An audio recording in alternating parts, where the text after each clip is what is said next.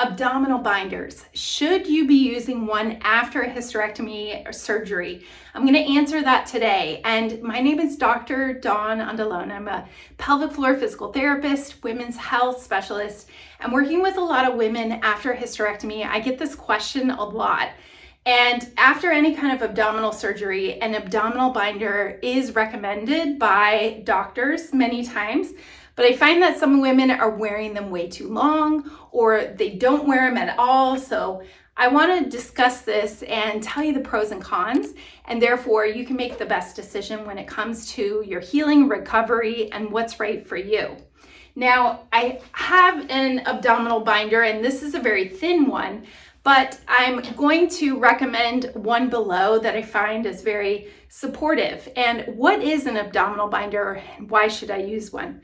Well, it can wrap all the way around your midsection, providing some compression, helping the healing, and also support.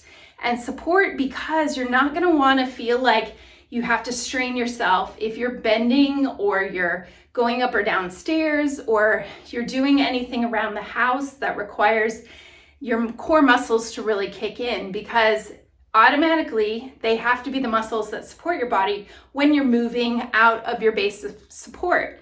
So those muscles can also be under some pain or discomfort around this area. So having the binder can also help with pain relief and allow for that little bit of compression as well. I think overall it just helps your psychological support, making you feel better, like you have something that's providing that area that you just had surgery on a little more support, and it just feels good to have one on. Also, it can help with things like improving your posture because you're automatically it's going to mimic what your core muscles normally do by getting you up a little bit taller, putting less compression on that area, and help with any possible risk factors of having a blood clot or the scar tissue as well. So it just gives that extra support and feels good.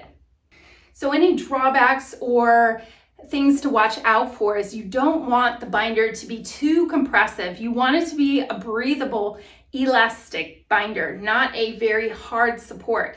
You really should allow those ribs to expand so you can get some deep breathing happening, and it shouldn't feel like it's holding your ribs in like a corset, but more of a breathable, movable binder as well.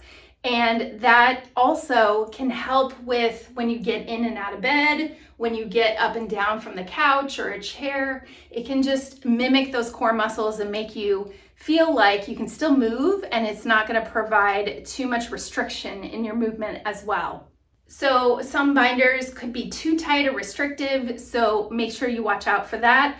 Plus, if you're having any uncomfortable feeling around any of the portal sites, or if you have a full abdominal incision that is healing and it's putting pressure on there and causing skin irritation, then you definitely want to hold off and not push yourself to absolutely wear the binder. You want that area to heal and not have a lot of stress around it. Now, abdominal binders also, sometimes I see for women are wearing it too long. I saw a woman the other day that she was like 6 weeks after surgery and she was still using it on a daily basis. That is much too long. I recommend about 10 to 14 days at the most. So when you're using that binder, it is mimicking what your muscles need to do. So we need to start using those muscles again in a more natural way after about 2 weeks. And if you're wearing it longer, your muscles are going to get weak and you're going to feel like it's even harder to support yourself. And you don't want to it's like using crutches after an ankle sprain. You don't want to use them for too long because then the muscles get weak and they atrophy around your ankle. It's the same idea.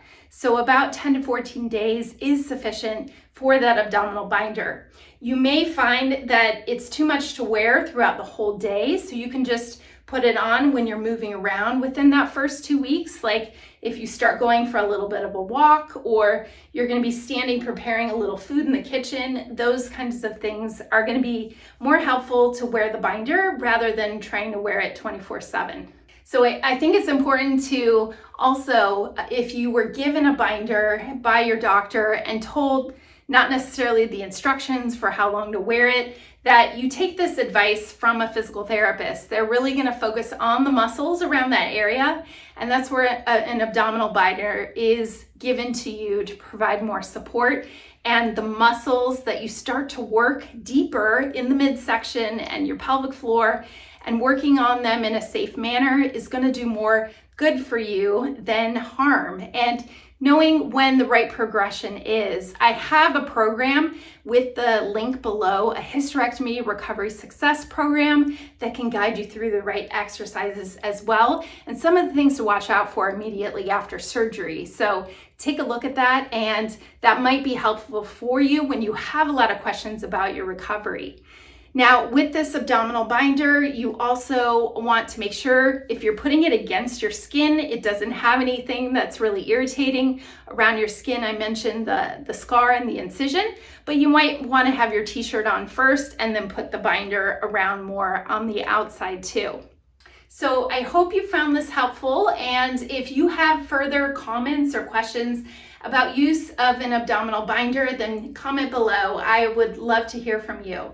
And if you haven't subscribed already, I have a lot of other videos relating to hysterectomy recovery.